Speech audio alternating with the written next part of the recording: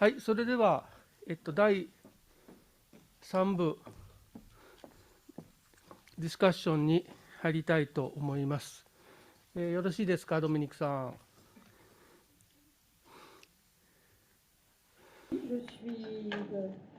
Voilà. Je suis en train de m'installer. はい、はい、ごゆっくり。Merci beaucoup, c'est gentil. はい、それでは、ディスカッションに先立ちまして、今日は、お二人のディスカッサントにお願いをしております。まずはじめの純子さん、です。ディスカッサント、岡橋、よろしくお願いします。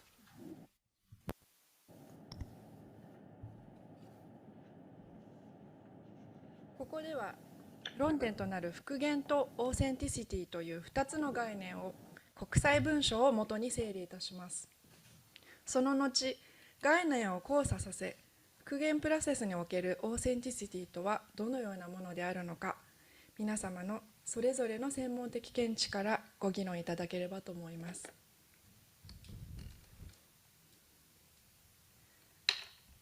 復元にオーセンティシティはあるのでしょうか。これを考える上で主に3つのチェックポイントが挙げられるのではないでしょうか。まずは用いる資料の質、信頼性が担保されていることです。次に復元に際する現場での技術、知識、またそれを支える精神的連帯を担うコミュニティの要請並びに知識、技術、精神的側面の継承が実現されるということです。さらにはその時代に復元を行おうとする強い民意が明確に存在していることですが、これについては民意の高まるタイミングを逃さないことも重要な点なのではないでしょうか。首里城のある場所もノートルダム・ド・パリもいずれも人類不変の世界文化遺産の構成資産の一部となっています。世界遺産リストに登録された文化遺産には、その価値のオーセンティシティを保つための絶え間ない努力が求められます。世界遺産条約履行のためのガイドライン86条には、復元はオーセンティシティとの関連において例外的な状況においてのみ正当化されるとあります。そして推測に頼らないため、完全で詳細な資料に基づくことが条件とされています。それでは、例外的な状況とは何でしょうか。国際文書の一つとして、リーガ憲章を挙げます。文化遺産におけるオーセンティシティと歴史的復元に関するリーガ憲章です。ここには、そのような例外的状況として4つの状況が文書の中に挙げられています。まず、場所の存続のために復元が必要なため、場所の存続ということです。そして損傷や改変によって場所が不完全になった場合、また場所の文化的意義を復元によって回復できる場合、さらには自然または人為的な災害による悲劇的な損失に対応する場合です。首里城においてもノートルダム・ド・パリにおいても、いずれの項目にも該当する復元を必要とするいわば例外的状況であることに、おそらく異論を唱える方は少ないでしょ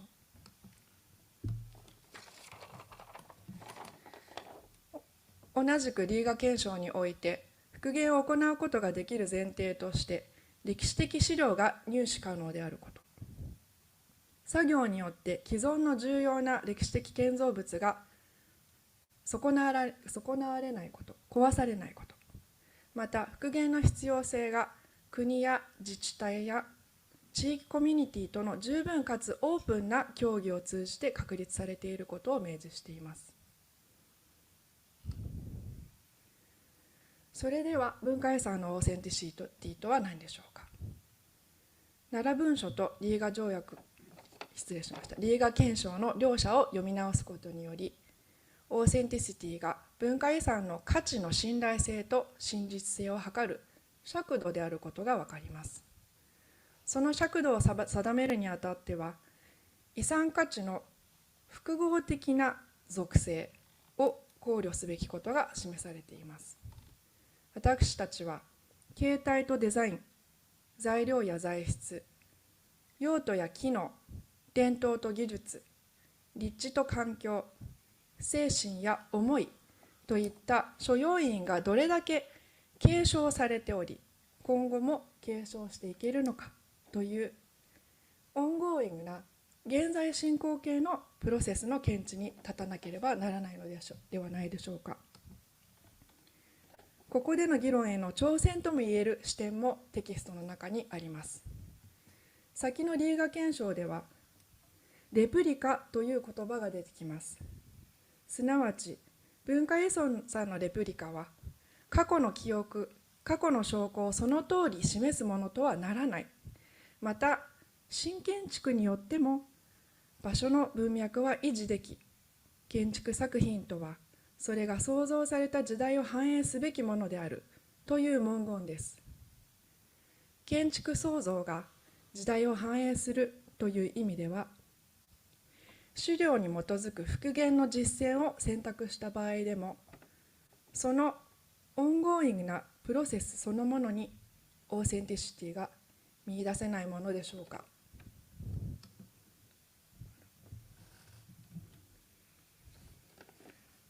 文化遺産の復元は未来へ向けた場所の復興を可能とする行為であり、未来へ向けての責任ある歴史形成のプロセスです。文化遺産の復元において、そこに既存の重要な歴史的要素と新しいものの間に偽りがない限り、新たに築かれたものの中に正直さが見出されないでしょうか。復元プロセスは、ここに示した3つの側面に配慮し対応することで、価値の連続性、すなわち文脈の完全性を確保し、古いものと新しいものの橋渡しをすることができるのではないでしょうか。どうぞご議論ください。ありがとうございました。ありがとうございました。どうもありがとうございました。それでは、お二人目のディスカッサントとして、ベンジャミン・ムートンさんにお願いしたいと思います。よろしくお願いします。Juste une petite intervention avant que Benjamin ne prenne la parole. Je rappelle que vous pouvez déposer des questions dans le petit bouton Q&A qui est à votre disposition. Nous en avons quelques-unes, mais assez peu, donc ne vous privez pas de nous poser des questions. Nous y répondrons dans un instant. Benjamin, c'est à toi. Merci.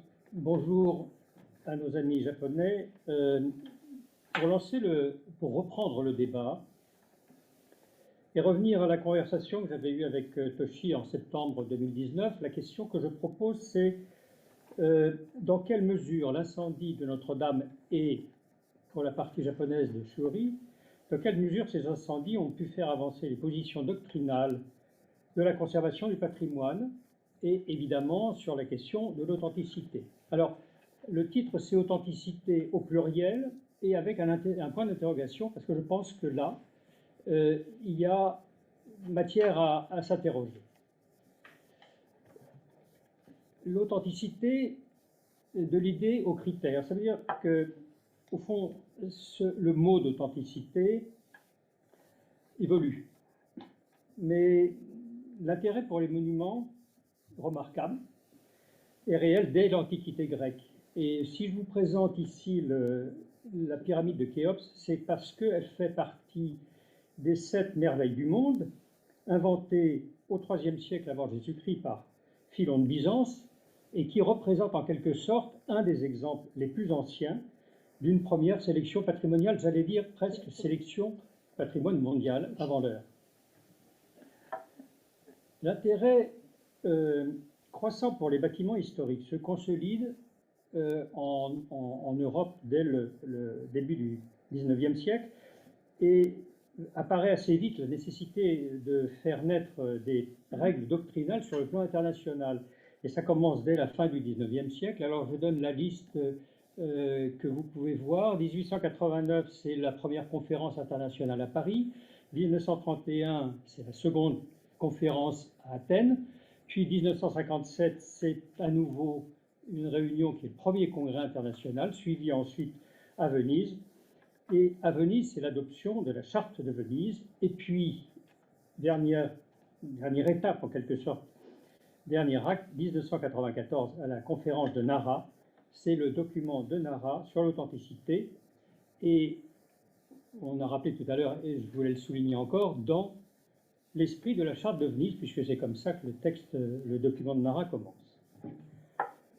Alors pour définir au fond ce que c'est que la valeur patrimoniale, le terme d'authenticité, le mot authenticité, apparaît au congrès de 1957, puis il s'impose au congrès de Venise et devient ensuite à Nara une valeur pratiquement de référence. On pourrait presque résumer en disant que la notion d'authenticité, c'est la mesure, le critère qui sert à distinguer l'œuvre originale de ses transformations. Alors la question, c'est qu'est-ce que c'est qu'une œuvre originale? Et donc, je voudrais proposer de s'interroger sur la notion d'authenticité à Notre-Dame. Par cette question qui paraît absurde, à Notre-Dame, combien d'authenticité? Alors, est-ce que c'est la cathédrale du XIIe siècle la plus authentique? On sait que jusqu'à la fin du XIIe siècle, une très très forte partie de la cathédrale a été construite. Est-ce que donc la notion d'authenticité, c'est une notion, une question d'ancienneté? Est-ce que c'est la cathédrale du début du XIIIe siècle? On sait qu'au début du XIIIe siècle, des transformations ont déjà pu apparaître au niveau de l'architecture du XIIe siècle. Ou est-ce plus globalement les cathédrales gothiques du XIIe, XIIIe, XIVe siècle qui représentent l'authenticité de la cathédrale? Alors, est-ce que c'est au fond une question de style gothique? Faut-il accepter les enrichissements de l'Ancien Régime? Mais à ce moment-là, il faudra accepter aussi les mutilations simultanées. Est-ce que c'est la cathédrale d'avant les travaux du XIXe siècle? Est-ce que c'est une question de pureté, de virginité en quelque sorte? La valeur architecturale est-elle mieux ou moins bien servie par la restitution du XIXe siècle? À gauche, le portail à la fin du XVIIIe siècle, à droite, le portail restauré par Viollet-le-Duc. Quel est le plus authentique des deux et lequel, au fond, sert le mieux l'architecture? Dans ce cas, est-ce qu'il faut répudier les interventions du XIXe siècle, les chefs-d'œuvre de charpente que le XIXe siècle a produits? Faut-il revenir à l'image de droite? Doit-on dérestaurer Viollet-le-Duc? Et doit-on aussi dérestaurer les réparations d'aujourd'hui, puisque chaque réparation, en altérant l'authenticité matérielle, altère en quelque sorte l'authenticité de l'édifice? Alors, la question c'est à quelle heure doit-on arrêter l'authenticité? Et par conséquent, à partir de quelle heure on doit condamner la cathédrale à ne plus vivre dans le temps des hommes? On voit bien que, en fait, de toutes ces interventions, réparation, restitution, ce sont des substances historiques et matérielles qui doivent être acceptées dans le champ de l'authenticité. Substances, matérielles et historiques. Les deux paramètres, au fond, qui semblent définir l'authenticité. Donc, ça veut dire qu'on doit accepter toutes les étapes historiques et tous les gestes qui ont été apportés à chaque étape. Mais la valeur patrimoniale, ce n'est pas qu'une question d'histoire et de substance matérielle. Elle est aussi culturelle, artistique, littéraire, fantastique, imaginaire,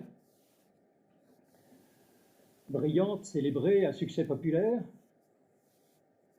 et profondément faite de valeurs immatérielles et vivantes.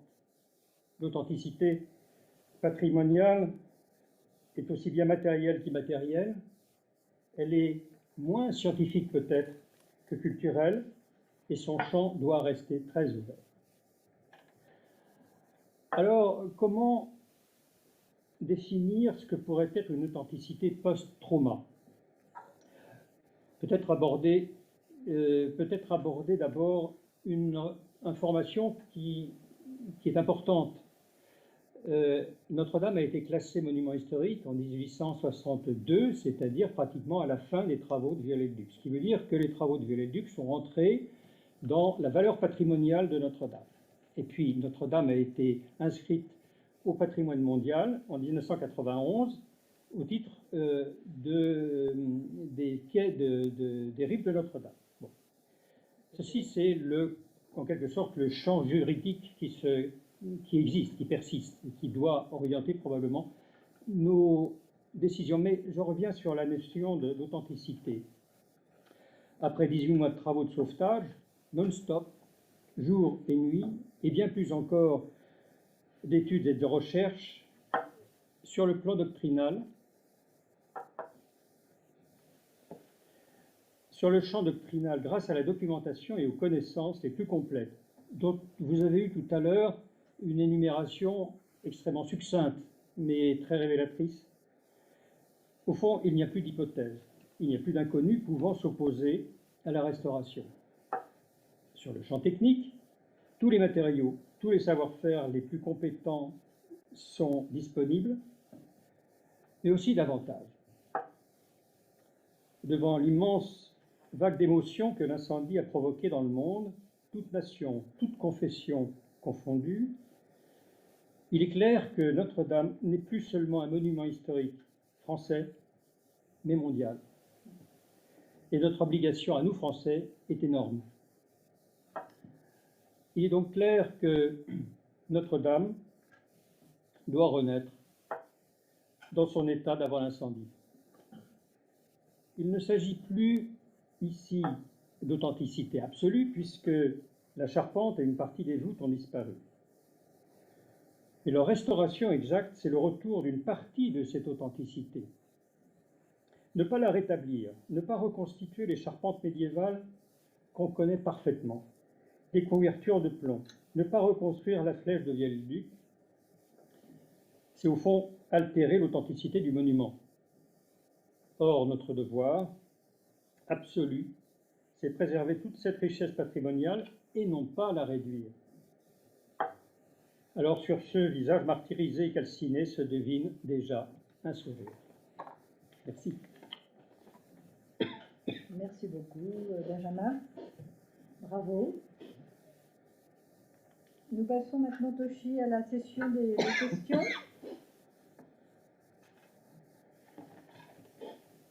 Est-ce que tu veux commencer les questions, Toshi?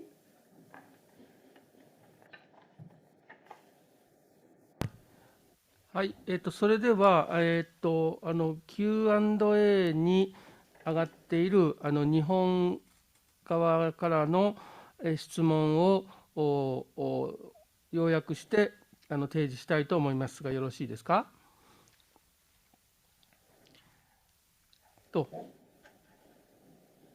はい、フランスの専門家に対する質問が2つあります。まず1つ目です。瓦礫と遺物の区別というのは大変面白い視点だと思いました。で、これに関して、遺物の調査が終わった後、これは、やはり遺物であり続けるのか、あるいは調査が終われば瓦礫になるのかという一つ質問です。から2つ目の質問は、遺物ではなくて瓦礫も売れないのか、売れないのならそれはどういう理由なのかという質問が来ています。で、これに関するコメントですけれども、瓦礫であっても、あるいは捨てるものであっても欲しいと思っている人は、気持ちでノートルダムとつながりたいと思っているのではないだろうか。日本では、例えば古くなった瓦を大修復をするときに瓦を取り替えるわけですけれども、その時に瓦をドネートする、瓦を寄付する、お金を寄付して、で瓦を買うお金を寄付する、でその瓦に自分の名前を書いて、その名前の書いた瓦を使って建ててもらうと、そういう広く行き渡ったプラクティスがありますけれども、そういうふうにこう気持ちでつながっていたいというのが、この瓦礫が欲しいという、瓦礫でもいいから欲しいというその気持ちの部分があるのであれば、瓦礫でさえ売れないのはなぜなんでしょうかという質問です。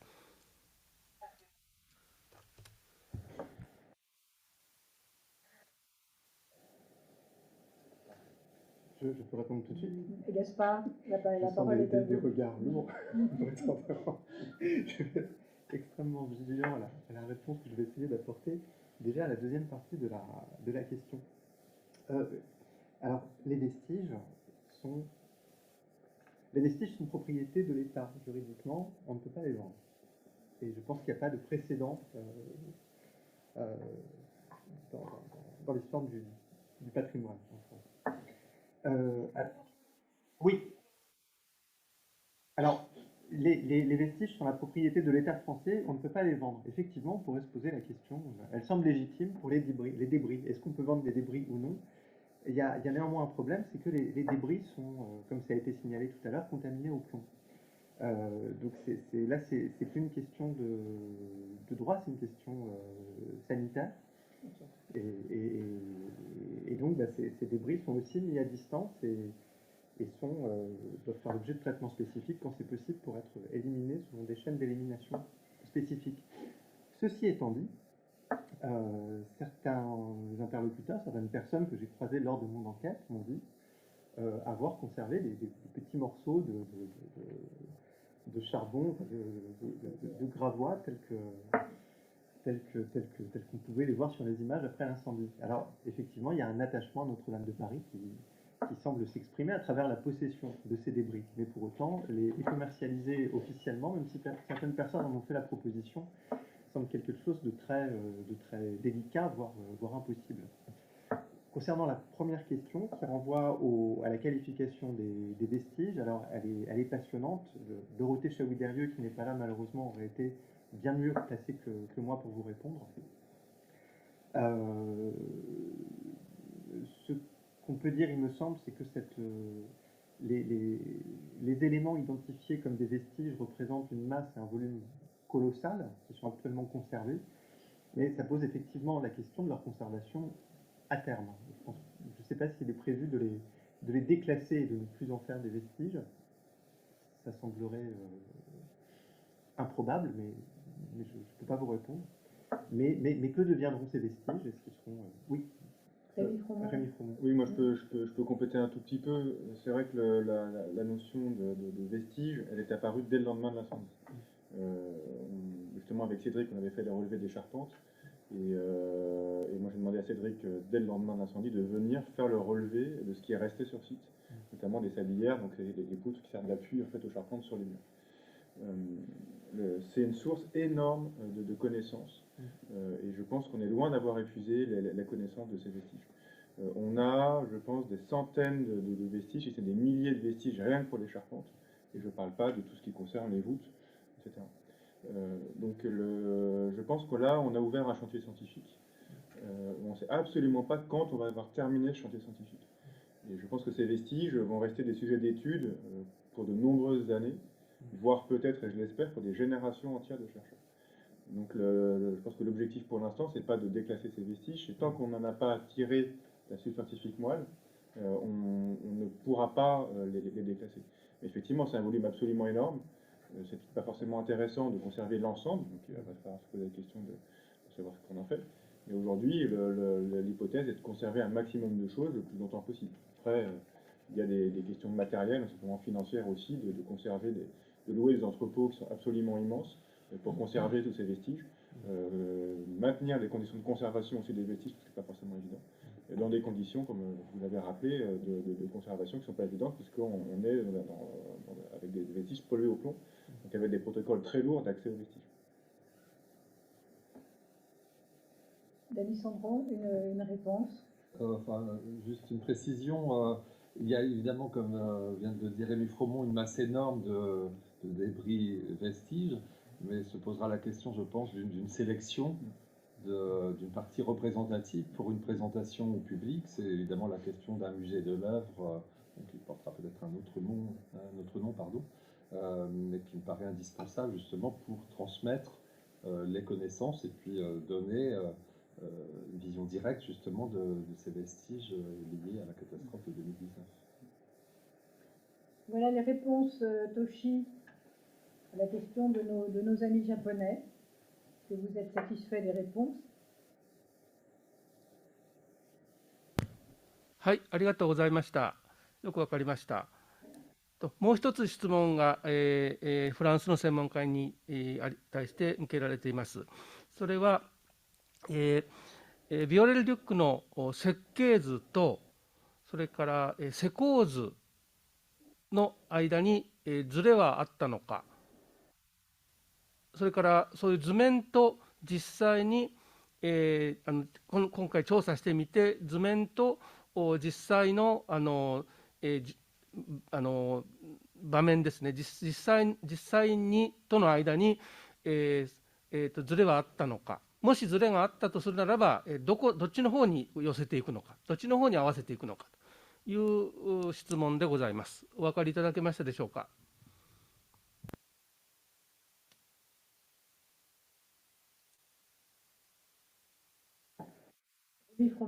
Alors, je vais commencer par ne pas répondre à la question avant de répondre à la question. Au pied du poinçon de la flèche, donc le poinçon, hein, c'est la partie centrale, c'est la colonne vertébrale de la flèche. Il y avait une plaque en bronze sur laquelle il y avait marqué à peu près ça. La flèche a été édifiée par M. Viollet-le-Duc étant architecte, Bellu étant charpentier et Georges étant gâcheur. Le gâcheur, en fait, c'est celui qui a dessiné la flèche et qui assurait la coordination de tous les charpentiers, et notamment la parfaite jonction de l'ensemble des pièces. Donc, cette plaque, pour moi, est très représentative parce qu'on voit bien que l'architecte seul ne fait rien, le charpentier seul ne fait rien, et le gâcheur seul ne fait rien. On est dans une chaîne humaine, technologique, et s'il manque un émaillon, ça ne fonctionne pas. Et donc les plans de Viollet-le-Duc et de Bellu, donc entreprise, qui sont aussi ceux du gâcheur qui travaillait pour l'entreprise Bellu, forment finalement des documents distincts mais complémentaires. Donc les plans de Viollet-le-Duc sont des plans plutôt généraux qui vont donner les grandes compositions de la charpente. Il y a des plans aussi très détaillés de Viollet-le-Duc sur le décor. Et les plans de Bellu sont vraiment proprement des plans d'exécution. Donc il n'y a pas d'incohérence ou très très peu d'incohérence entre les plans de Bellu et les plans de Viollet-le-Duc. Et quand on a décelé des incohérences, bah là on est allé chercher les informations complémentaires sur d'autres documents, typiquement les photos, quelques relevés qu'on avait pu avoir sur la flèche, des relevés scanners qu'on avait aussi, qu'on a utilisés mais de manière très ponctuelle. Et ces éléments-là en fait ont permis de trancher pour dire finalement qu'est-ce qui a été réalisé, le plan de Bellu ou le plan de Viollet-le-Duc. Donc en fait on a réussi dans 99% des cas à remonter à la source. Sur l'ouvrage lui-même généralement, pour pouvoir trancher là-dessus. Et quand on manquait encore d'informations, c'était très rare, on est allé voir d'autres édifices construites, donc notamment la flèche de la Sainte-Chapelle et la flèche de Sainte-Croix d'Orléans, construites par la même entreprise quelques années avant, on a 2 ans de différence, hein, je crois, entre Orléans et Paris, avec les mêmes techniques, les mêmes technologies et des assemblages très similaires. Donc on a pu fonctionner comme ça par analogie. Merci beaucoup. Toshi, d'autres questions? Moi, je vois des questions que nos amis français... はい、ありがとうございました。フランスの方から日本の専門家に対して一つ質問があるのを私が日本の専門家にこれから簡単に説問してよろしいですか。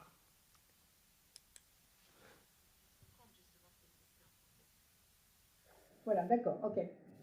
Allez-y. はい、はいはい、はい、フランスの方からの、これは高良先生にお願いしたいと思いますが、首里城の復元にあたって、使われている木の種類ですね、どういうものを、何種類ぐらいあって、どういうものを使っておられるかというのを教えてください。はい、首里城、正殿のような一番中心的な建物にどのような木が使われたかと、実は昔の記録が結構残ってます。当時木を植えて育てて管理するという一連の法律がありまして、それを管理する体制、行政組織もありました。でしかし私の、報告で申し上げましたように、そのシステムが結局1879年で崩壊します。それ以降それを木を育てて、で次から次の時代につないでいくというその状況が不可能になりました。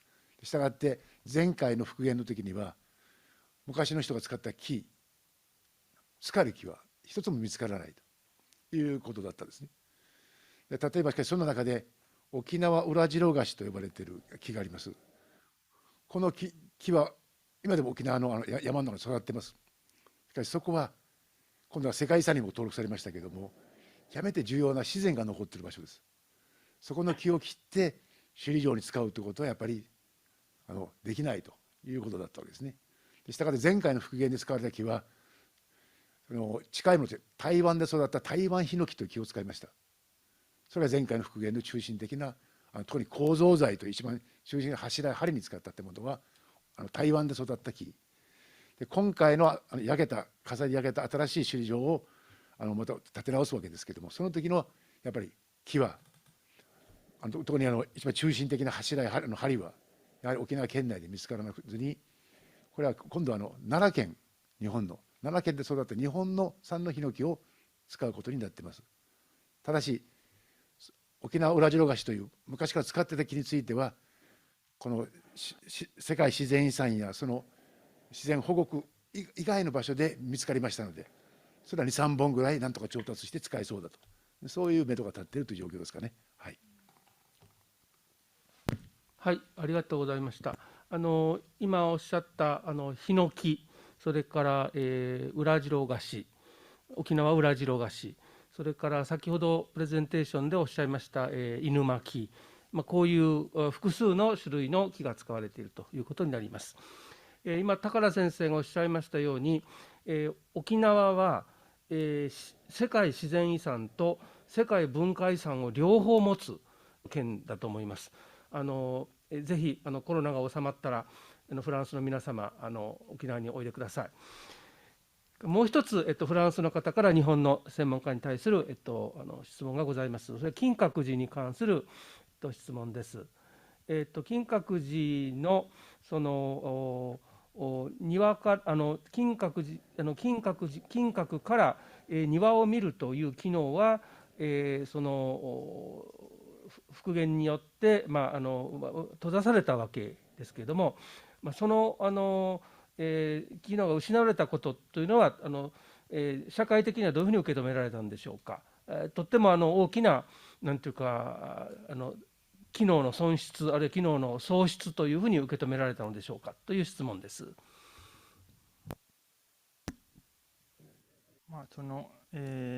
金閣の中に入ってそこから庭を楽しむことができたのは、その50年に、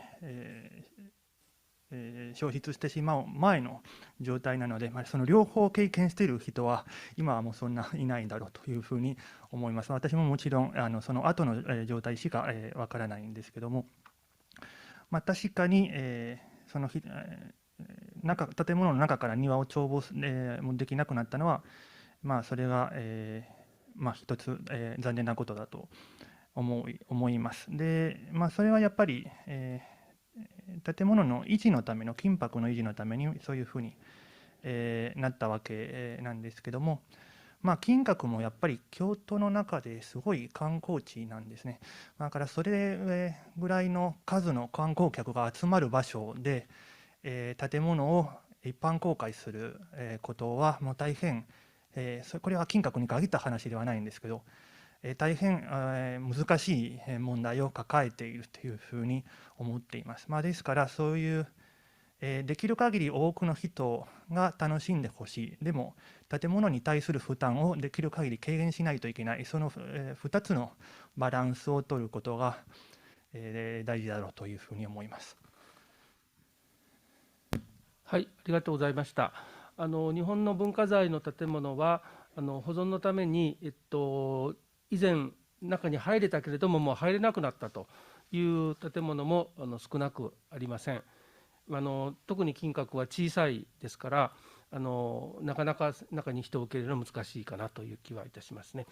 日本側からの質問は、以上ですが、ドミニクさん、日本の方からフランスの専門家にフランス語で質問が向けられているようですので、お願いしてよろしいですか。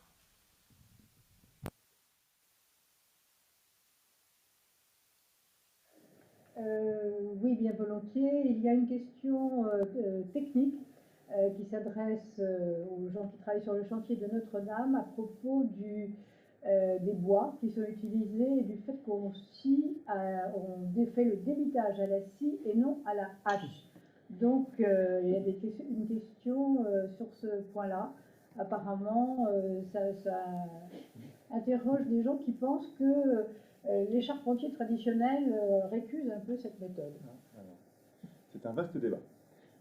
Merci Rémi Fromond d'y répondre. Donc merci beaucoup pour cette question, parce qu'effectivement, on a beaucoup débattu autour de ces questions-là. Et la réponse va être un tout petit peu complexe. En fait, on avait trois ensembles avant incendie, hein, 2 ensembles gothiques nez-fait-cœur et un ensemble au milieu avec la flèche et les transepts. La flèche de Viollet-le-Duc et les transepts ont été taillés selon les méthodes du 19e, c'est des bois qui sont sciés. Donc la logique de la reconstitution, c'est de resscier avec des outils contemporains, mais qui vont exactement avoir les mêmes marques, ou quasiment les mêmes que celles du 19e, pour avoir les mêmes types de bois au final. C'est un peu plus subtil pour la nef et pour le chœur, où on sait qu'on va utiliser aussi pour la nef et pour le chœur des bois totalement verts, c'est-à-dire qu'on va couper le bois et on va le mettre en œuvre immédiatement. Parce qu'on s'est rendu compte que la capacité à résister dans le temps et les capacités techniques, structurelles des charpentes, sans rentrer dans le détail, sont meilleures pour les charpentes de type gothique quand on vient utiliser du bois vert directement au moment de la construction. Aujourd'hui, on a plutôt tendance à laisser sécher le bois quelques mois pour pouvoir travailler du bois, je dirais, semi-sec, qu'on appelle ressuyé en français. Pour la nef et pour le chœur, on n'a pas du tout interdit la taille entièrement manuelle. Et on a préconisé, pour des questions notamment de délai, une taille mixte, c'est-à-dire qui préserve les qualités à taille manuelle. C'est-à-dire qu'on vient faire les premiers débits autour de la grume de bois à la scie, je dirais à ruban horizontal, qui permet de conserver, parce qu'en fait c'est un siège qui est très précis, et qui permet de conserver notamment les légères déformations des bois. Ensuite, on va venir débiter les derniers centimètres, donc on parle de couche d'environ 2-3 cm, manuellement, de manière à tenir 2 objectifs. Le premier objectif, c'est de conserver les capacités mécaniques du bois vert taillé à la hache, parce qu'on sait que c'est comme ça aussi que la charpente tient dans le temps, puisque la taille manuelle permet de conserver les fibres du bois, ce que ne permet pas le siège mécanique qui coupe en fait les fils de manière indifférenciée. Ça permet aussi de beaucoup plus facilement suivre la conicité des troncs, parce qu'on sait que les charpentes gothiques, les pieds, notamment des chevrons, donc les parties verticales en pente qui font la couverture, étaient plus épais, plus larges que les têtes, tout simplement parce qu'en fait on suivait la forme des bois. Et ça permet aussi évidemment de conserver l'aspect de taille, avec pour être au plus proche de ce qu'il y avait avant incendie. Et là-dessus, dans nos pièces écrites de consultation, là, qui devraient être en ligne actuellement d'ailleurs, puisqu'on est en train de consulter là, pour cette partie-là de la charpente, on a même mis des dessins, des outils qu'on préconise pour réaliser ces charpentes, avec des haches qu'on appelle des doloirs, qui sont des haches très spécifiques et très propres aux charpentiers français du XIIIe siècle. Les Allemands, à la même époque, n'ont pas les mêmes haches, les Anglais non plus. Donc on utilise en fait des outils très spécifiques et qu'on va réutiliser ces mêmes outils pour avoir la taille de finition, c'est pas le bon terme en fait, la taille d'approche autour des bois. Donc on va garantir à la fois l'aspect et en même temps les capacités mécaniques de la taille traditionnelle. Bon, voilà qui va rassurer notre interlocuteur qui se posait des questions. Toshi, je vois qu'il y a une question en japonais qui vient d'arriver, donc elle est mystérieuse pour moi. はい、わかりました。日本の参加者からの質問です。ノートルダム大聖堂の場合は、フランスの国有ですが、日本の場合に、お寺、それから神社、これは、国が所有することはできません。所有者はあくまで民間になります。でそれで、やはりその所有者の意向というのが、その保存にあたって、かなり大きい意味を持つことがあるということですね。で特にどの時点に復元するかということについて、実際のその宗教者の方の関心が高いと思うと。でその意味で、昨日のジル・ドゥルアンさんの宗教者としてのお立場からの報告はとっても興味深かったのですが、質問です。ノートルダムの修復の議論では、その宗教者の方はどれぐらい議論に関わられておられるのかという質問でございます。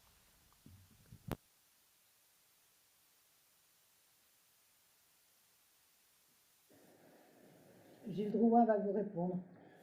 Oui, alors peut-être le système juridique français est particulier, doit être spécifique, puisque les cathédrales appartiennent à l'État, mais on a cette notion difficile peut-être à expliquer en dehors de notre pays de l'affectataire, puisque l'institution Église catholique en est l'affectataire, alors perpétuel, exclusif et à titre gratuit. Hein. Donc il y a un statut juridique très particulier, de sorte que ce qui touche à ces édifices, moi je ne suis pas un théoricien, mais doit se faire en concertation entre l'État propriétaire et l'Église catholique affectataire. Alors pour les questions par exemple qu'évoquait Rémi Fromont, pour les questions importantes hein, qui ont été traitées donc, il y a quelques mois, du type de restauration à l'extérieur du grand comble de la Flèche, l'Église catholique s'est prononcée évidemment pour une restauration à l'identique, mais n'avait pas beaucoup d'implications parce que c'est je ne veux pas dire que c'est pas la dimension patrimoniale qui prime, mais en revanche, pour tout ce qui est, c'est ce que j'ai essayé de dire dans la vidéo que j'ai donnée, tout ce qui est de l'aménagement intérieur, alors là, pour le coup, eh bien, l'Église catholique a un rôle important, parce que là aussi, et je posais la question d'ailleurs pour le temple, je ne sais pas en termes d'institution, hein, mais c'est la même institution finalement qui a fait construire la cathédrale que celle qui l'exploite, qui l'anime, qui la fait vivre aujourd'hui. Hein. Mais en revanche, et c'est là toute la difficulté, je n'étais pas là hier physiquement, en revanche, et c'est tout le concept de tradition chez nous, c'est-à-dire que la fidélité finalement, la tradition est vivante, la manière dont l'Église catholique l'habite aujourd'hui n'est pas exactement la même que celle avec laquelle elle l'habitait au XIIe siècle. Hein. Et alors, je ne veux pas, mais je suis théologien, mais en théologie, il y a le concept de tradition. Et le concept de tradition, ce n'est pas la répétition à l'identique, c'est la tradition vivante. Et le concept de tradition, ça rejoint aussi ce qu'on disait, c'est un acte de transmission. Et la fidélité, elle se fait aussi en tenant compte de l'époque dans laquelle on est. Hein. Donc, je vais un peu plus loin là, sur le plan philosophique, mais c'est vrai qu'à l'extérieur, j'allais dire, et sur la reconstruction, l'Église catholique n'a pas, elle aurait pu dire, mais elle n'avait pas un rôle très important. Par contre, à l'intérieur, le dialogue, il est structurel et il se poursuit. Et d'ailleurs, parfois, il y a des conflits, au meilleur sens, hein, j'allais dire. Il y a des conflits entre la dimension patrimoniale et la dimension culturelle. Hein. Je ne veux pas entrer dans le détail, mais dans l'Église catholique, il y a eu un changement très important de la manière de célébrer le culte, après ce qu'on appelle le Concile Vatican II, dans les années 60. Et ce changement s'est traduit par une évolution assez forte de la manière de célébrer le culte. Donc, l'Église affectataire a parfois, difficilement d'ailleurs, à demander à l'État propriétaire ou aux communes pour les églises, eh bien, de modifier assez profondément l'organisation intérieure des édifices. Merci beaucoup, Benjamin. Veux-tu ajouter quelque chose? Oui, je voulais simplement ajouter une chose qui est le statut. Alors, le père Drouin a évoqué la question de la séparation des églises et de l'État, ce qui est une disposition laïque du début du XXe siècle qui marque une caractéristique française bien déterminée. Et je voulais revenir sur une autre approche qui est plutôt l'approche patrimoniale, c'est-à-dire qu'en définitive, certains édifices considérés comme patrimonialement importants sont reconnus comme d'intérêt public par l'État. C'est-à-dire qu'en définitive, soit classés, soit inscrits à l'inventaire supplémentaire, soit éventuellement, de façon plus récente maintenant, au titre du patrimoine mondial, l'intérêt public semble surmonter en quelque sorte l'usage ou l'intérêt qui n'est pas strictement accroché à l'édifice. Et ce qui rend évidemment les choses plus complexes, crée des obligations de conservation qui sont très rigoureuses et qui donnent en quelque sorte un contexte bien particulier dans le cas de monuments historiques. Merci beaucoup. Toshi, je ne vois pas d'autres questions côté français pour l'instant. Est-ce que vous en avez vu de votre côté? Ou est-ce qu'on peut peut-être se poser quelques questions au sujet de l'authenticité? Il y avait des questions dans ce sens hier qui n'ont pas été traitées. 参加者のウェビナーの参加者の質問はありませんので、もしよければパネリストの間の議論ができればと思いますけれども、日本のパネリストの方からフランスのパネリストに何か質問ありますか。Absolument. Est-ce qu'on a des questions à poser côté français? Oui, Dany. Dany Sandron. Oui, pour revenir à de musée que j'ai évoqué précédemment, je me demandais si on avait conservé donc des bois de charpente donc abîmés par le feu, notamment au pavillon d'or à Kyoto ou à Nara ou à Shuri, et qu'on envisageait une présentation au public à moyen terme.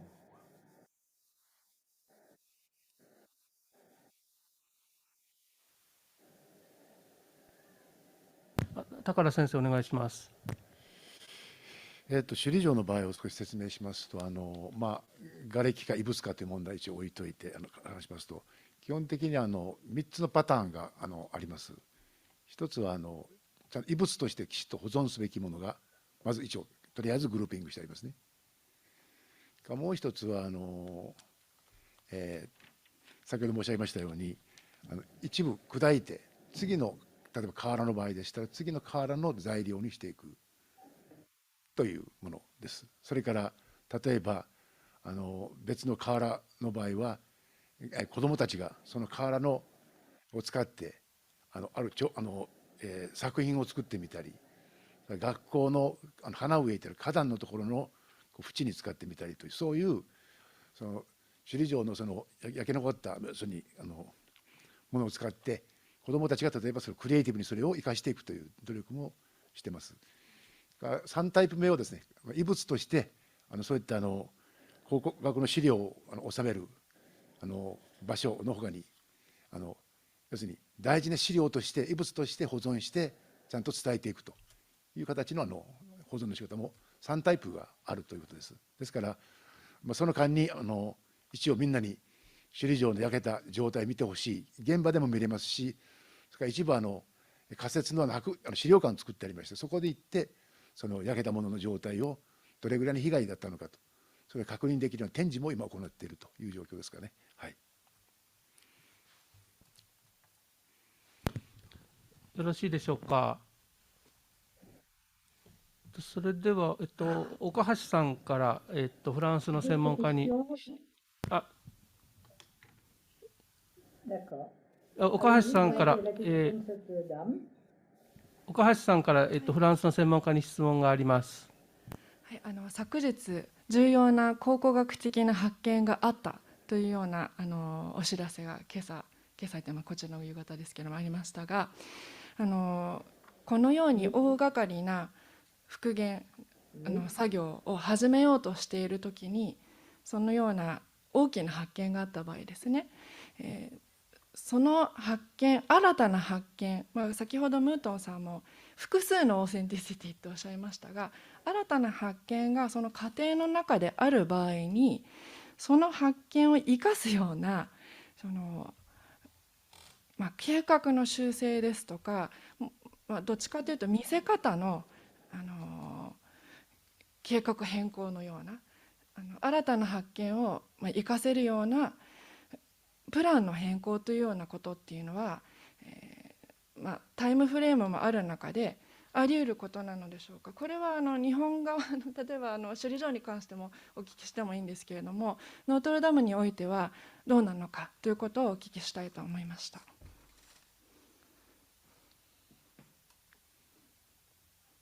Merci infiniment de cette très excellente question. Rémi Fromont va vous répondre tout de suite. Peut-être Gilles Drouin après, vous prendrez la parole. Rémi Fromont. Oui, merci, c'est vrai que c'est une très très bonne question. Je pense que le chantier se nourrit évidemment de ce genre de découverte. Alors là, le sarcophage, c'est très particulier, on va en reparler après, mais on espère aussi faire des découvertes sur les murs, ce qu'on appelle les murs bahus. Ce sont les murs qui soutiennent, qui soutiennent la charpente, hein, tout en haut de la maçonnerie. On espère pouvoir faire des découvertes là pour mieux comprendre leur constitution, savoir comment est-ce qu'ils sont construits et éventuellement amender le parti de restauration à ce moment-là. Pour le sarcophage, c'est un cas très particulier parce qu'en fait ce sarcophage a été trouvé à la croisée du transept. Donc la croisée du transept, hein, c'est le carré central qui est au milieu entre la nef et le chœur, et il est exactement sous la flèche. Mais il est au sol de la cathédrale, là où la flèche s'élève, la base de la flèche est 35 mètres plus haut. C'est pareil pour les voûtes. Donc en fait, cette découverte-là ne va pas impacter directement le projet de restauration, puisqu'il y a une distance physique très importante entre les deux objets. Par contre, nous, ça nous pose un problème technique. C'est-à-dire qu'on va devoir, pour reconstruire la flèche et les voûtes, construire un échafaudage de plusieurs dizaines, voire centaines de tonnes, qui va mesurer plus de 100 mètres de haut. Donc on a besoin d'appuyer l'échafaudage sur un sol qui soit à peu près stable. En tout cas, le plus stable possible. Le sol qu'on a aujourd'hui a été très évidemment perturbé dans le temps, depuis sans doute les premières fondations gallo-romaines, jusqu'à l'incendie en fait aujourd'hui. Mais il est quand même relativement, là je parle d'un point de vue technique, relativement homogène. Donc il est satisfaisant pour appuyer l'ouvrage qu'on va devoir construire. Si on doit fouiller l'ensemble de la croisée, on va devoir faire un trou très important et on va devoir remblayer ce trou avec des nouvelles caractéristiques mécaniques de sol. Et là, on aura beaucoup plus de mal à garantir aussi l'appui de l'échafaudage. Donc nous, ce qu'on préconise aujourd'hui, alors la découverte est toute récente, donc on est vraiment en plein cœur là des réflexions et c'est pas encore, les arbitrages ne sont pas encore rendus. C'est plutôt d'arrêter les fouilles aujourd'hui, de remblayer une partie en protégeant les choses, de reconstruire la flèche et les voûtes, et ensuite de venir fouiller a posteriori sur un ouvrage qui sera d'abord beaucoup mieux protégé parce qu'il sera complètement à l'abri des intempéries, et en même temps en dehors de toute contrainte technique, sans parler des contraintes calendaires. Donc c'est avant tout pour nous une question technique, moins qu'une contrainte calendaire. Évidemment, si on commence à fouiller à la croisée, on en a pour plusieurs mois, voire plusieurs années si on veut faire ça correctement. Et donc là, le planning ne peut tenir. Mais je dirais ça, c'est pas l'élément majeur aujourd'hui. C'est vraiment nous, techniquement, il est plus favorable pour nous de garder le sol tel qu'il est, parce que finalement, on a fait des études de sol et on sait qu'on peut venir reposer dessus. Alors que si on commence à creuser le sol et à décomprimer le sol, on va devoir le recomprimer. Et là, techniquement, c'est pas totalement favorable non plus. Merci pour cette réponse très, très claire. Est-ce que quelqu'un veut ajouter quelque chose? Gilles Drouin, vous aviez une remarque tout à l'heure à faire ou... Pas sur cette question-là où je suis totalement incompétent. Évidemment, symboliquement, du côté de l'Église catholique, ça nous intéresse, ce sarcophage qui est placé dans un endroit très particulier. Oui. Mais alors, sur le plan technique, je ne suis pas compétent. Non, j'avais une question, mais une question à nos amis japonais qui reprenait un peu l'idée de Dany Sandron avec le musée de l'œuvre, et c'est une question qui nous habite actuellement. Est-ce que, et elle est culturelle là, est-ce qu'on a la pratique d'un lieu de mémoire, d'un mémorial? Parce que c'est vraiment une question qu'on se pose, la mémoire de l'incendie, c'est une question qui est aussi en lien avec les vestiges qui deviendraient des reliques avec de grands guillemets, entre guillemets. Je reconnais, on a un débat à l'interne chez nous en disant, on l'avait eu dans une CNPA à un moment en disant, on a une commission nationale du patrimoine, que quand il n'y avait, heureusement, il n'y a pas eu de victimes, donc il n'y a pas à avoir de lieu de mémoire presque obligatoire, entre guillemets, mais malgré tout, cet événement tellement important dans l'histoire de la cathédrale, est-ce qu'il doit se concrétiser matériellement dans un mémorial? Et je ne sais pas si nos amis japonais, parce que c'est tellement lié à la culture et au rapport au passé et à l'histoire, comment ils font? Comment vous faites au Japon?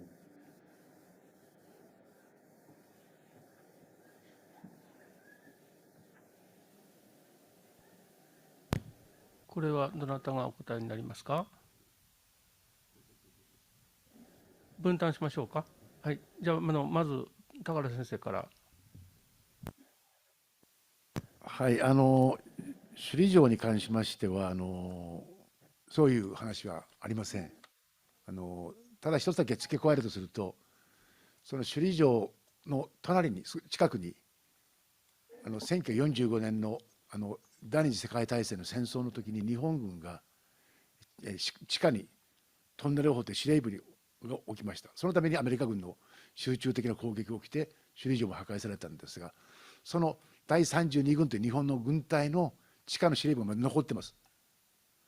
今回の火災で首里城が焼けて再建されますけど、首里城だけではないと、戦争の時の遺跡もちゃんと整備してみんなに見せてほしいという、そういう強い声が出ていることは確かですね。はい、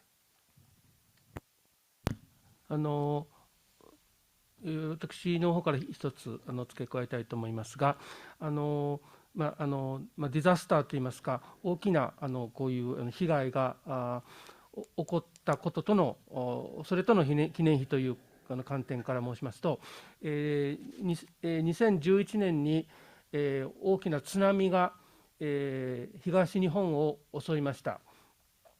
それは福島の原発事故を起こした原因でもあるんですが、その津波によって多くの人々の命が失われました。でその一つとしてですね、小学校があります。小学校の児童たちが、数十名その津波の犠牲になりました。でその小学校をそのまま残すということが行われています。これ大変大きな議論がなされましたけれども、津波の被害を忘れないという観点から、その津波が起こったままの状態で小学校を残すということが決められて、そのようになされています。ですからそこは復元をする、あるいは美しくするという行為はありませんけれども、そういうディザスターを記憶するという意味でそういう動きは日本にもあります。それをちょっとお伝えしておきたいと思いました。じゃあ向井さんもう一つどうぞ。質問です、どうぞ。これはフランスの方に質問なんですが、まず先ほどのアレハンドロさんのプレゼンテーションの中で、被害に日本の場合は火災に遭った建物を3種類のやり方で対応するというのがありました。一つはもうそのままにしておく。で、一つは新しいものに作り変える。で、3つ目が前のまま復元をするということでした。ノートルダムの場合はもちろん1個目のそのままにするっていうわけにはいかないですから、屋根はどうしても必要なので、屋根は必ず復元しなければいけないんですが、それ新しくするのか復元するのかというところで、火災直後は必ずしも復元という方向性は自明ではなかったように思います。それでいろんな提案が出てきたのだと思いますが、もちろん中には実現が全く不可能なものであるとか、突拍子もないものであるとかもあったかもしれませんが、それが、最終的に復元に決定したというプロセスが何か教えていただければと思います。それは、ベンジャミンさんが先ほどおっしゃった何のオーセンティシティなのか、オーセンティシティ複数クエスチョンマークということにも関係するのかもしれません。指定された状態のものを復元するという割と法律的なことかもしれません。あるいはクロディさんがおっしゃっているような残された印象に忠実であることということかもしれません。どのような決定のプロセスがあったんでしょうか。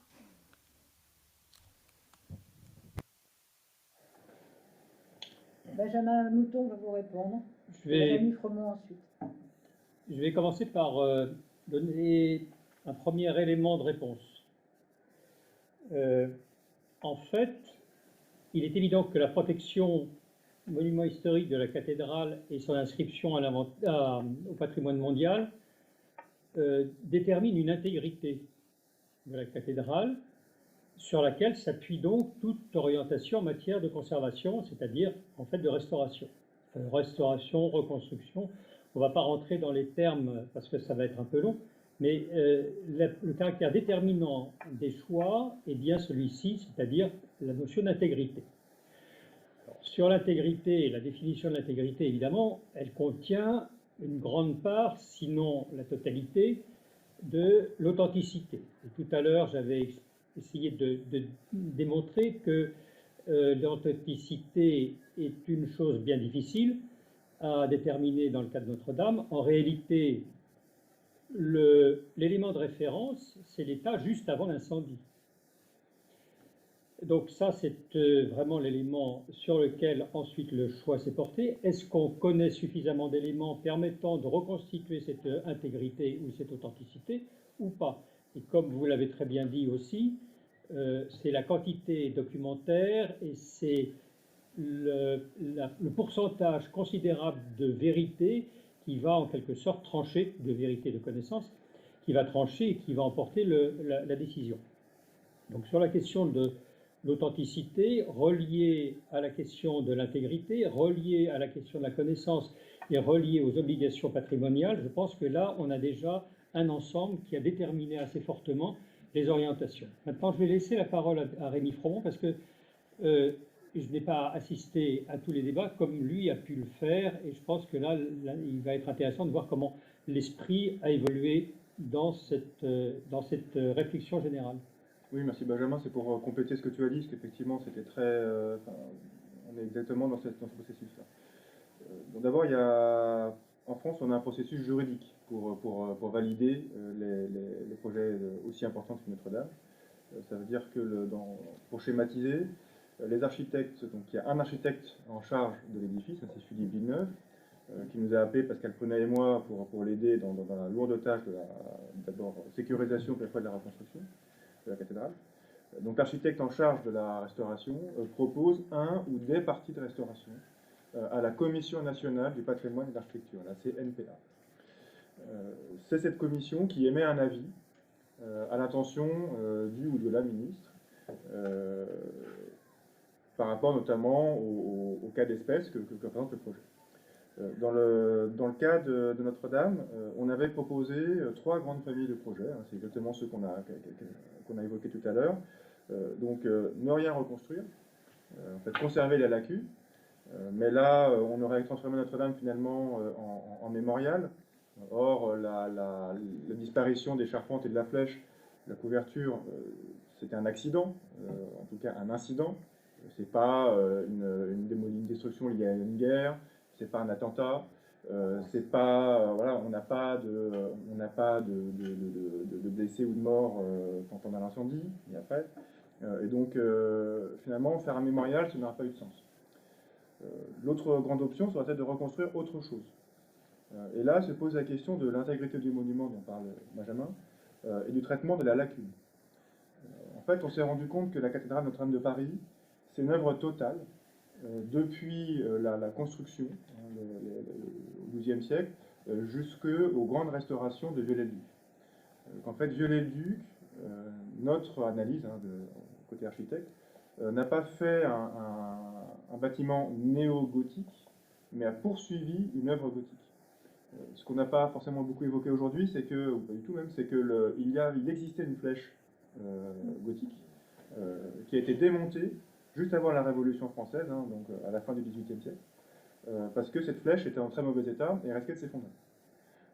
Ensuite, à la même période, en fait, on bûche énormément de sculptures, de tous les éléments saillants de la cathédrale sont purgés parce qu'il risquait de tomber sur le public et sur l'édifice. Et Viollet-le-Duc va restituer cet aspect gothique en dérestaurant des parties faites par Soufflot, qui est un grand architecte français du XVIIIe siècle, et en rajoutant certains éléments. Et l'œuvre de Viollet-le-Duc va depuis la silhouette de la cathédrale, donc avec la couverture, la flèche, jusqu'au mobilier. L'autel, les barrières de chœur, il y a même des mobiliers liturgiques qui est dessiné par Viollet-le-Duc, les statues, etc.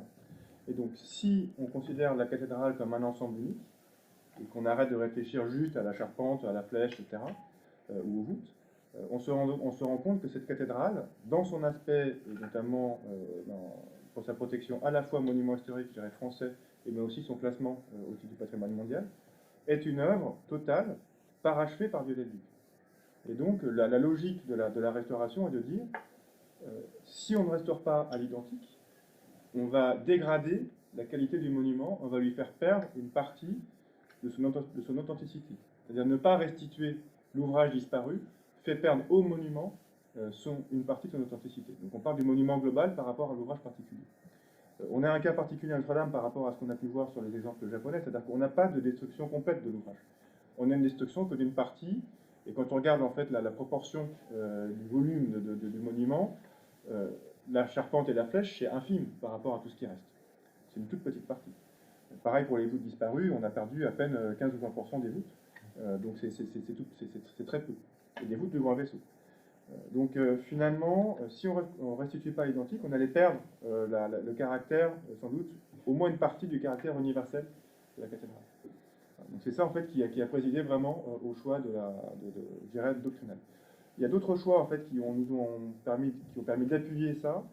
C'est qu'on a des écrits très précis de Lassus et Viollet-le-Duc sur la logique de conception de leur ouvrage, parce que la flèche la reconstruction, enfin la restauration de la cathédrale au XIXe siècle a fait l'objet d'un concours.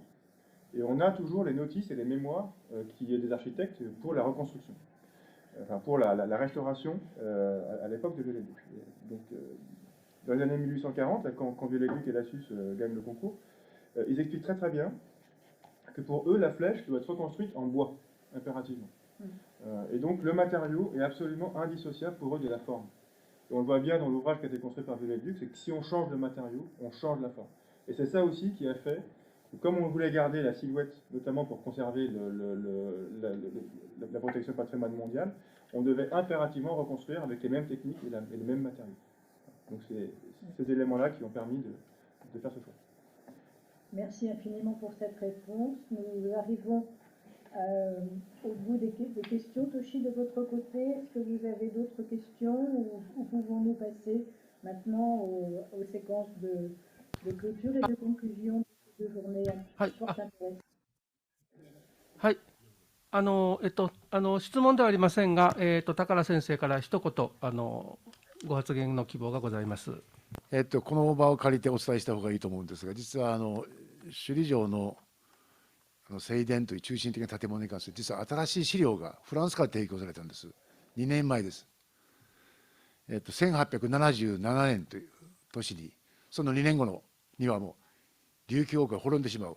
滅ぶ2年前にフランス海軍が琉球に来てまして、そのフランス海軍のキャプテンだったルベル・テガという人が撮影した写真が確認できました。でそれがフランスの子孫の方が保存していた。何人かの研究者の努力によって、そのフランスの子孫の方がその写真を我々に提供してくれました。その写真を分析して、より新しい事実を今検討中であるということです。そういうフランスから大変にで現在首里城に関する一番古い写真がこのルベルトが撮影した写真だと、それが提供されたことをお伝えしておきたいと思います。はい。はい、ありがとうございました。ドミニクさん。 Merci beaucoup pour cette remarque qui nous touche énormément. On peut dire que la coopération franco-japonaise en matière de patrimoine remonte à déjà pas mal de temps. Et ça, c'est une très belle chose. Merci infiniment. Peut-on passer la parole au général Georges Lin maintenant, Toshi? Il est connecté à nous, donc il est tout à fait prêt à intervenir si vous le souhaitez.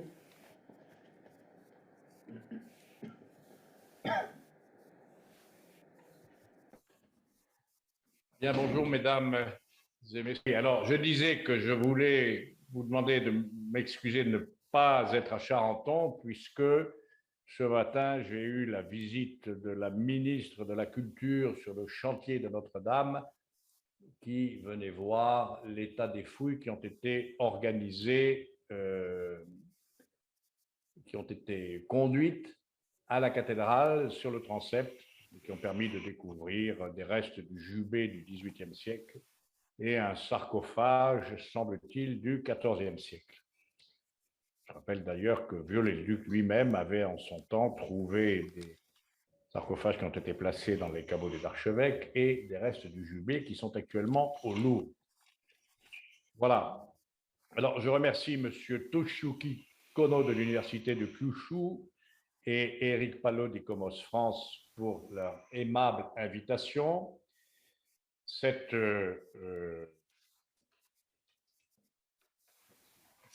réunion, mais vous avez tout fermé.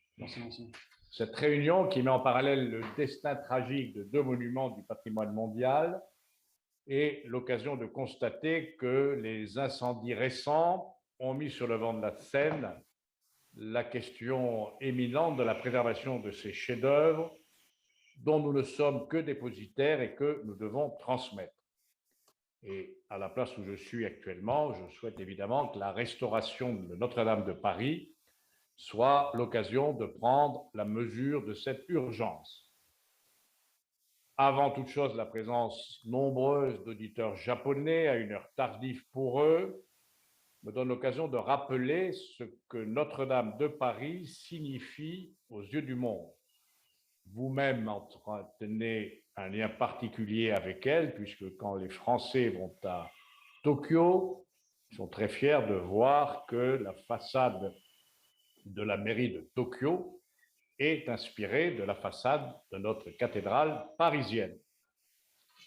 L'incendie qui a frappé le 15 avril 2019, il y a bientôt 3 ans, notre cathédrale a ému le monde entier. La France est très reconnaissante des marques d'affection qui, de tous les pays, lui ont été manifestées à cette occasion. Et nous avons pris conscience à cette occasion de ce que la cathédrale faisait partie de nos vies, et d'abord en France, bien sûr, et que ce chef-d'œuvre de l'art appartenait en fait au monde entier. Beaucoup d'entre vous, évidemment, connaissent Notre-Dame grâce aux arts et à la littérature, notamment avec le roman du même nom de Victor Hugo et la comédie musicale, qui ont connu un grand succès au Japon. Mais Notre-Dame, c'est d'abord une cathédrale, c'est-à-dire un lieu de culte catholique, et c'est à cette destination que nous allons la rendre. À ce titre, elle était ouverte à tous, accueillant plus de 13 millions de visiteurs par an, ce qui en faisait, dit-on, le site le plus visité d'Europe avant l'incendie. Pour nous, Français, Notre-Dame est aussi un haut lieu de notre histoire, capable de rassembler toutes les composantes de notre nation. Sans doute le couronnement de Napoléon Bonaparte ou les obsèques de Louis Pasteur au XIXe siècle qui ont eu lieu illustrent cela. Notre-Dame de Paris est donc un monument qui nous dépasse tous, c'est ce qui explique le choc provoqué par cet incendie, mais surtout l'incroyable énergie qui s'est mobilisée pour restaurer la cathédrale. Restaurer Notre-Dame de Paris, ce n'est pas remonter pierre sur pierre. L'incendie a révélé la valeur de la cathédrale qui n'est pas celle de la pierre ou du bois, mais celle du temps, de la mémoire et de la beauté. Voilà qui nous demande à nous, en charge de la restauration de cette cathédrale, beaucoup d'exigences et bien sûr d'abord beaucoup d'humilité. Les architectes en chef des monuments historiques et la direction régionale des affaires culturelles de l'Île-de-France vous ont déjà longuement expliqué le chantier dans ses dimensions opérationnelles et scientifiques. Il me revient de dresser pour vous un bilan du projet et de tracer quelques perspectives sur la restauration. Alors d'abord, un bilan du chantier. Au lendemain de l'incendie, nous avons été rassurés de voir que la cathédrale avait survécu. Elle n'avait perdu que sa flèche, sa charpente, sa couverture et une partie de ses voûtes. Pour le reste, elle était intacte, y compris les 1300 œuvres d'art qu'elle renfermait. Avant d'entreprendre sa restauration proprement dite, ce à quoi nous nous attelons actuellement, il a fallu sécuriser la cathédrale. Cette tâche a occupé les compagnons pendant 2 ans. Il s'agissait d'opérations complexes, le plus souvent inédites, menées sous le régime de l'urgence impérieuse, notamment l'évacuation et la mise en sécurité de toutes les œuvres d'art, l'installation de 28 cintres sous les arcs-boutants et de 62 demi-cintres sous les voûtes, le démontage de l'échafaudage sinistré qui avait été monté autour de la flèche dans le précédent chantier, soit 200 000 pièces pesant 200 tonnes, le démontage des 8000 tuyaux du Grand Orgue, le plus fascinant orgue probablement d'Europe, la pose de 1300 tonnes d'échafaudage à l'intérieur du monument pour supporter les voûtes et procéder à la restauration.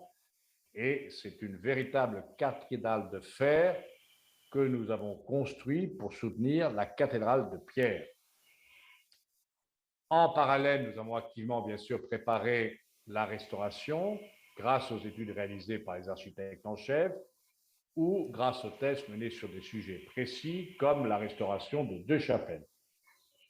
Désormais, on peut le dire, la cathédrale est solide sur ses piliers et prête pour sa restauration. C'est ce à quoi nous nous attelons depuis l'automne 2021. La restauration est résolument engagée, elle monte peu à peu en puissance au gré des appels d'offres qui désignent les entreprises qui en sont chargées ou qui en seront chargées. Maintenant, quelle perspective? D'abord, les choix de restauration. Vous le savez, ça a été abondamment débattu dans vos débats. La restauration consistera à restaurer à l'identique la flèche, la charpente du grand comble et sa couverture. Ce choix privilégie la fidélité à la forme du monument et une restauration de la cathédrale dans son dernier état, complet, cohérent et connu. Vous l'avez compris, les choix que nous avons faits s'inspirent des préconisations formulées dans la charte de Venise, dont ICOMOS a fait son étendard, mais aussi le document de Nara et les recommandations de Varsovie. Ce sont ces choix qui permettent aux visiteurs du monde entier de trouver la cathédrale qu'ils aiment. Ils garantissent en effet l'authenticité, l'harmonie et la cohérence de ce chef-d'œuvre de l'art gothique. Une fois la cathédrale sécurisée, une fois les choix patrimoniaux pesés, à l'identique donc, la restauration peut suivre son cap, ouvrir la cathédrale au culte et à la visite en 2024, soit 5 ans après l'incendie, conformément à l'objectif fixé par le président de la République. Je suis pleinement conscient pour la tenue de cet objectif. Chaque jour, je dis bien chaque jour, matin, midi et soir, comme encore ce matin avec les archéologues, je me bats pour le maintien de cet objectif.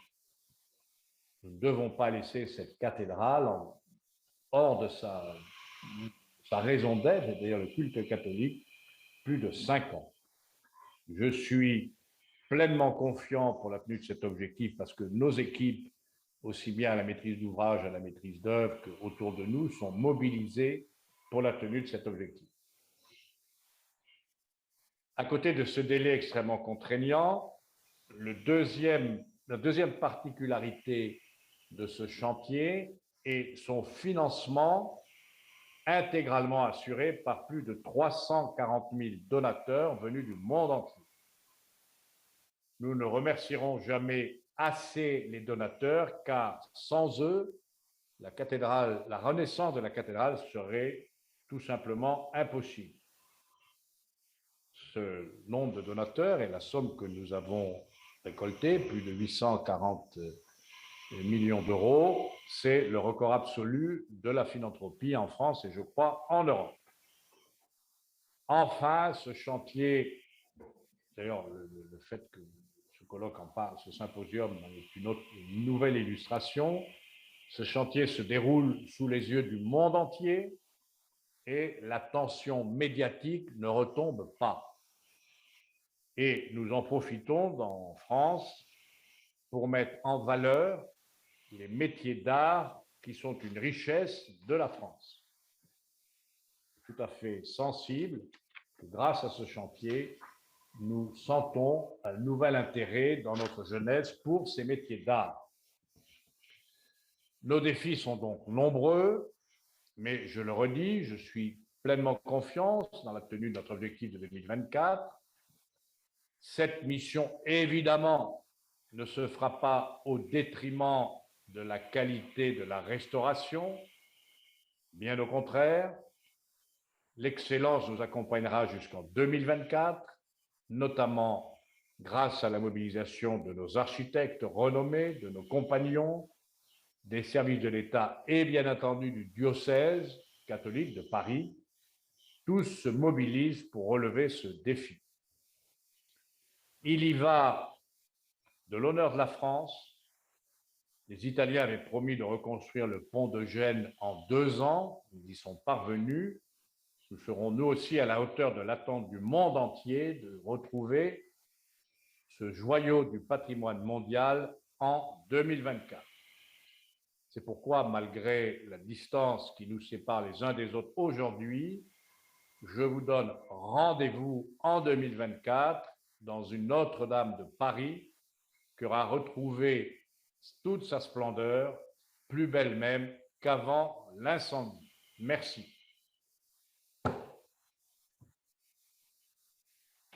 Merci beaucoup, Général. Toshi, veux-tu faire quelques mots de conclusion?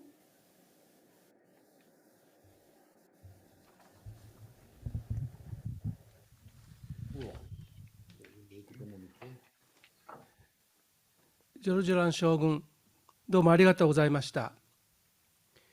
2019年11月にベンジャミン・ムートンさんに伴われ、エリゼ宮にある将軍のオフィスをお邪魔しました。その時、展覧会のアイデアについて説明させていただきました。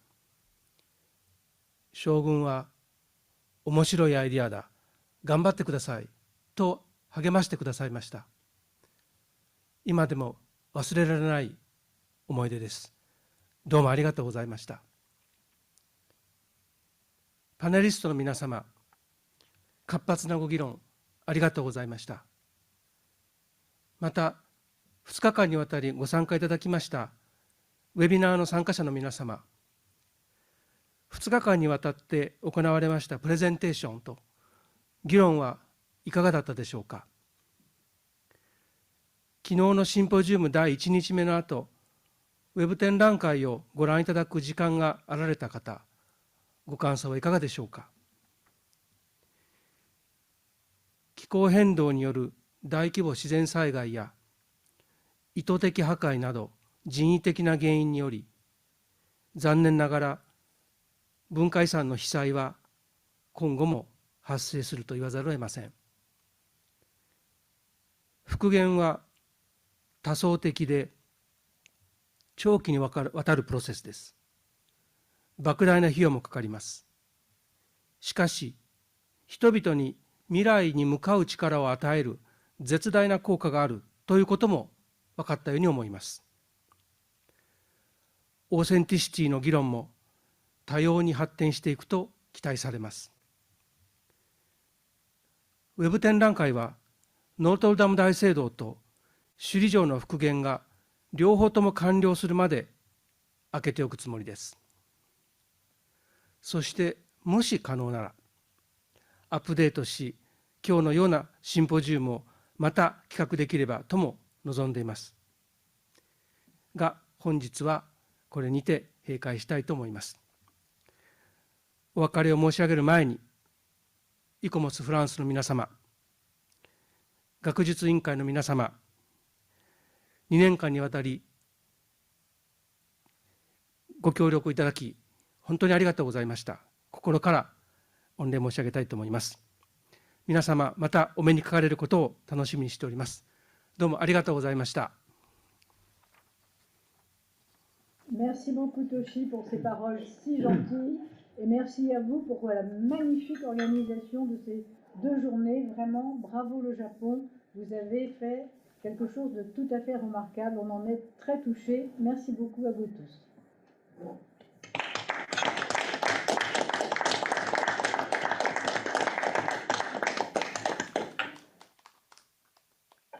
À très bientôt. Hein.